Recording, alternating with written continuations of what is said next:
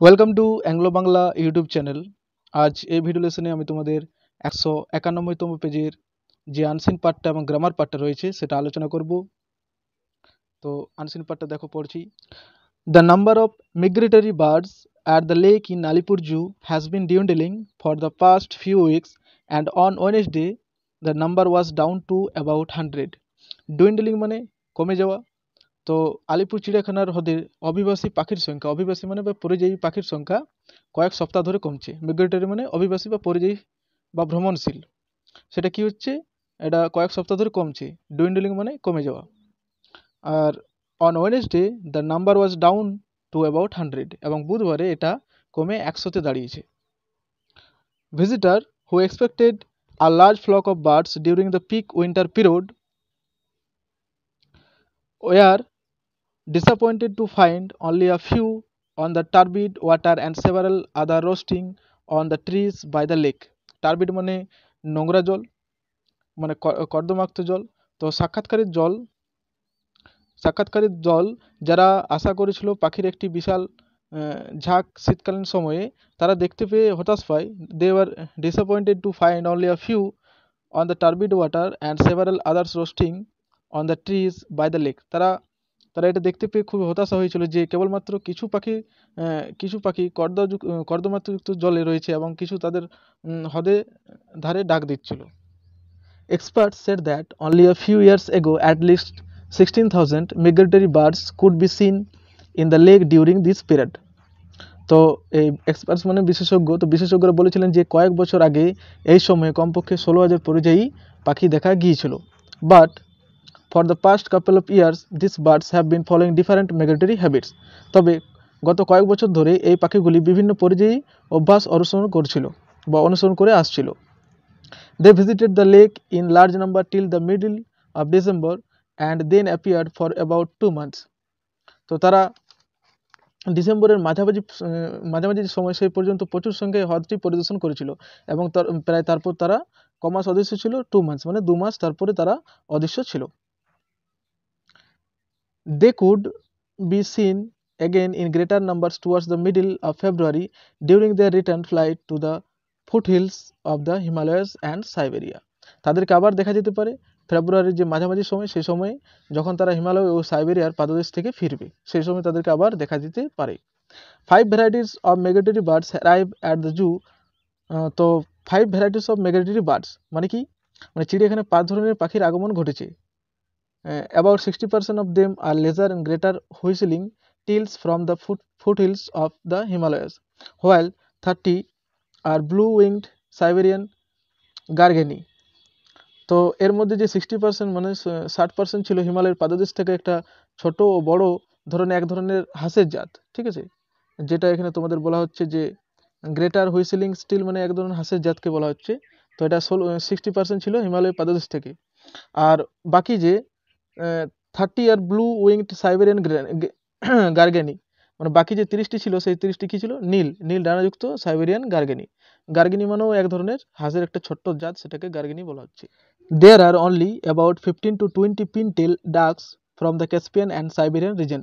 Reasons মানে অঞ্চল, তো ক্যাসপিয়ান ও সাইবেরিয়ান অঞ্চল থেকে সেখানে 15 থেকে 20টি পিন লেজযুক্ত হাঁসও রয়েছে। Experts attribute a number of reasons for the decline মানে কমে যাওয়া।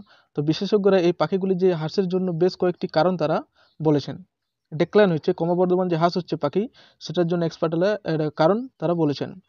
The crowded city, the growing number of visitors, noise pollution and multi-storied buildings around the zoo are believed to be disturbing the flight of the migratory birds. তারা অনেকগুলি কারণ বলেছেন, তাদের মধ্যে যেমন the crowded city মানে ক্রাউডেড মানে কি, খুব ভিড়ভাড়যুক্ত শহর, সেই জন্য। The growing number of visitor মানে যে দর্শকের বৃদ্ধি। নয়েজ পলিউশন মানে শব্দ দূষণ। And multi storeyed buildings around the zoo are believe to be disturbing the flight of the migratory birds. এবং যে চিড়িয়াখানার চারিদিকে যে বহুতলা বিশিষ্টযুক্ত বাড়ি রয়েছে, এগুলি বিশ্বাস করা হচ্ছে যে এগুলির জন্য পাখিদের যে উড়ান, সেই উড়ানে তাদেরকে বিরক্ত করছে। Moreover the water at the lake is said to be uncongenial to the birds. Uncongenial মানে অনুপযোগী। তো আরও বলা হচ্ছে যে হ্রদের জলটি অনুপযোগী রয়েছে কাদের জন্য, পাখিদের জন্য। The lake is filled with water only once a year because of the filth and the low tide in the Hooghly. তো টাইড মানে জোয়ার, ফেলথ মানে নোংরা। তো বছরে একবার হ্রদটি জলে ভরে ওঠে হুগলিতে কম জোয়ারের ফলে এবং ময়লা জমার জন্য। The birds have found an alternative sanctuary at Satragachi and in the paddy fields in the districts which are less polluted and relatively free from noise. তো এই পাখিগুলিকে দেখতে পাওয়া যায় বিকল্প অভয়ারণ্যে, ঠিক আছে। অল্টারনেটিভ মানে বিকল্প অভয়ারণ্যে দেখতে পাওয়া যায়। সেই অভয়ারণ্য কোথায় রয়েছে? সাঁতরাগাছিতে। এবং বেশ রাজ্যের যে ধান ক্ষেতগুলি রয়েছে সেখানে সাধারণত কম দূষণমুক্ত আছে এবং কম শব্দযুক্ত থাকার জন্য পাখিগুলি সেখানে তাদেরকে দেখতে পাওয়া যায়। তো তোমাদের আনসিন থেকে কি কি প্রশ্ন দেওয়া রয়েছে সেটা আমরা দেখে নেব। এর দাগে দেওয়া রয়েছে তোমাদের চুজ দ্য কারেক্ট অল্টারনেটিভস। তো প্রথম প্রশ্নটা দেখো, the number of migratory birds is, যে আমাদের পরিযায়ী যে পাখিটা রয়েছে সেই পাখির সংখ্যাটা কি ক্রমবর্ধমান আমাদের হ্রাস পাচ্ছে, তো এটা আনসার হবে ডিক্রিজিং। দ্বিতীয় প্রশ্ন দেখো, only a few years ago the number of birds seen was, যেটা আমাদের কিছুদিন বা কিছু বছর আগে যেটা দেখা গেছিলো সেটা কত সংখ্যা আমাদের পাখি দেখা গেছিলো, তো সেটা হবে 16,000। অ্যান্সার হবে 16,000। তো অপশন ডি এটা সঠিক অ্যান্সার। 3 নম্বর দেখো, the varieties of migratory bird at the zoo are, আমাদের যে জুয়ে বা চিড়িয়াখানায় কত ধরনের মিগ্রেটরি বার্ডসের ভ্যারাইটি দেখতে পাওয়া যায়, তো এটা আমরা অ্যান্সার জানি 5 ধরনের। এটা অ্যান্সার হবে 5 ধরনের। According to the experts the cause of decline is, যে পাখির ক্রমবর্ধমান হ্রাস পাচ্ছে সেটা এক্সপার্টের অনুমত অনুযায়ী বা তাদের মতামত অনুযায়ী এটার কারণ কি, এটার কারণ হচ্ছে সাউন্ড পলিউশন। তো এটা অ্যান্সার হবে তোমাদের অপশন এ। এরপরে প্রশ্ন দেখো 5 নম্বরের, ফ্রম দ্য ক্যাসপিয়ান রিজন কাম, যে ক্যাসপিয়ান রিজন রয়েছে, যে অঞ্চলটা রয়েছে ক্যাসপিয়ানে, সেখান থেকে কি আসে, তো সেখান থেকে আমাদের এটা আসে দ্য পিন টেল ডাকস, এক ধরনের হাঁসের জাত, এটা আসে দ্য পিন টেল ডাকস। 6 নম্বর দেখো, the birds have found an alternative century at, এবং পাখিগুলি একটি অল্টারনেটিভ মানে বিকল্প সেঞ্চুরি খুঁজে পেয়েছিলেন। কোথায় পেয়েছিল তারা পেয়েছিল সাঁতরাগাছিতে। তো এটা আনসার হবে সাঁতরাগাছি। এরপর তোমাদের বিয়ের দাগে দেখো দেওয়া রয়েছে ট্রু এবং ফলস, তো এটা আমরা দেখে নেব।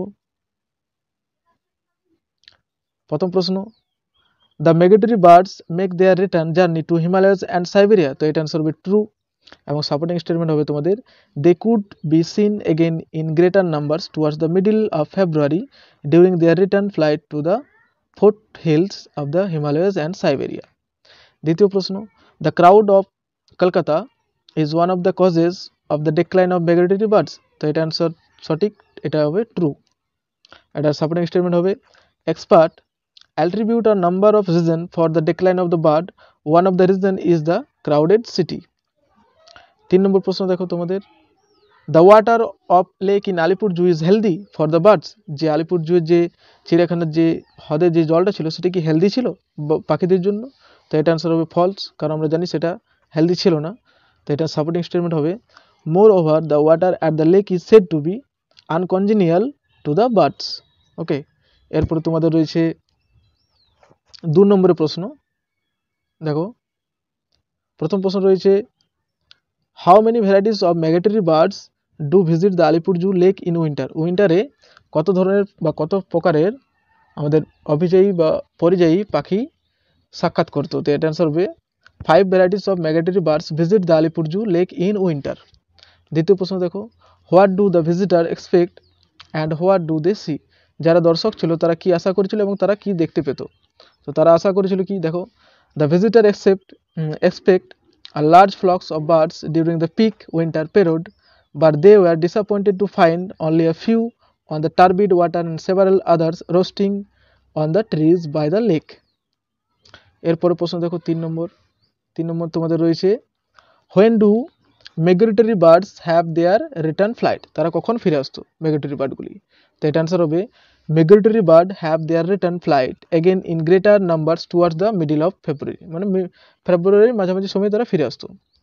চতুর্থ প্রশ্ন দেখো, last one, how is the water of the lake in Alipore zoo for the birds, পাখির জন্য যে আলিপুর চিড়িয়াখানায় যে জলটা ছিল লেকের মানে হ্রদের যে জলটা ছিল সেটা কেমন ছিল, তো দেখো অ্যান্সার হবে, the water of the lake in the Alipur zoo is said to be uncongenial to the birds, এটা অনুপযোগী ছিল পাখিদের জন্য, আনকনজিনিয়াল মানে অনুপযোগী।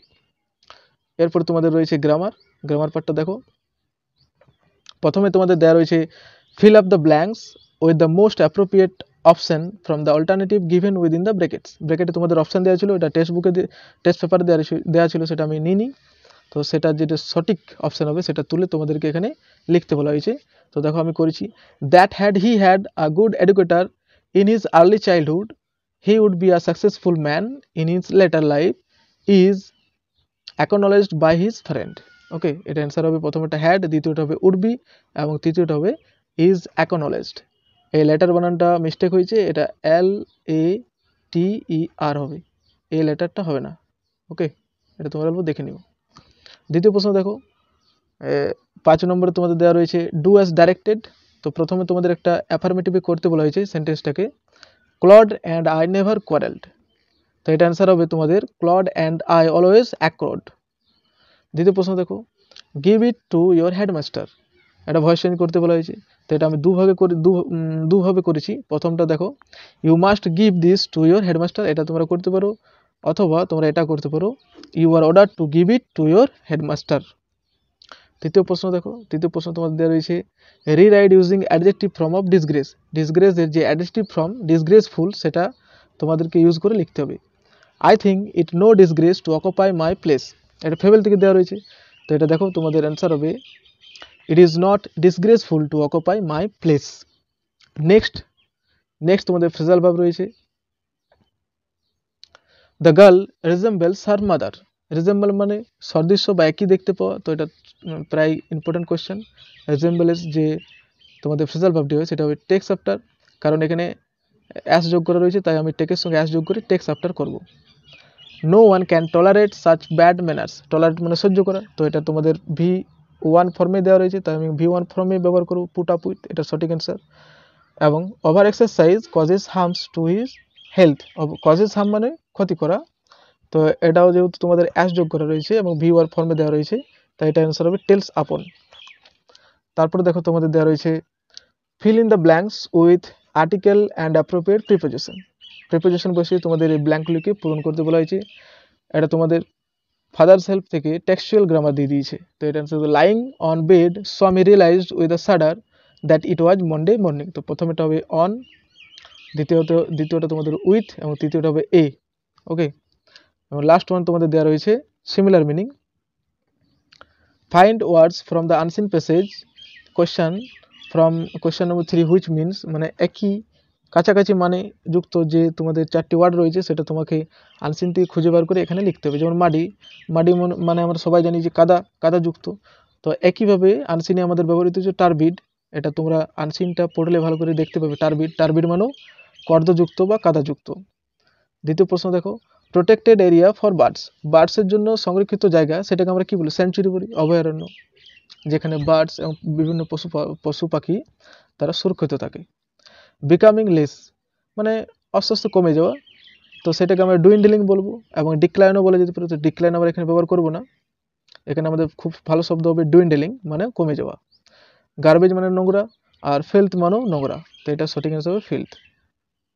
তো আশা করছি ভিডিওটি তোমাদের খুবই হেল্পফুল হবে। যদি হেল্পফুল হয়ে থাকে তো অবশ্যই একটা লাইক করো আর বন্ধুদের সঙ্গে শেয়ার করো। আর আমার চ্যানেলে যদি নতুন হয়ে থাকো তবে অবশ্যই সাবস্ক্রাইব করো, কারণ আমি এই ধরনের ভিডিও আমি প্রায়ই তোমাদের জন্য নিয়ে আসি, যেগুলি তোমাদের খুবই আপকামিং এক্সামের জন্য খুবই উপযোগী হবে। এরপরে আমি নতুন একটা সিরিজ শুরু করব, সেটা ডাপ অ্যান্ড দত্তর যে বইটি রয়েছে সেখান থেকে আমি যত ধরনের গ্রামার রয়েছে বা প্রিপোজিশন রয়েছে সেটা আমি আরম্ভ করব নেক্সট ভিডিওর মাধ্যমে। তো stay connected with us. Okay.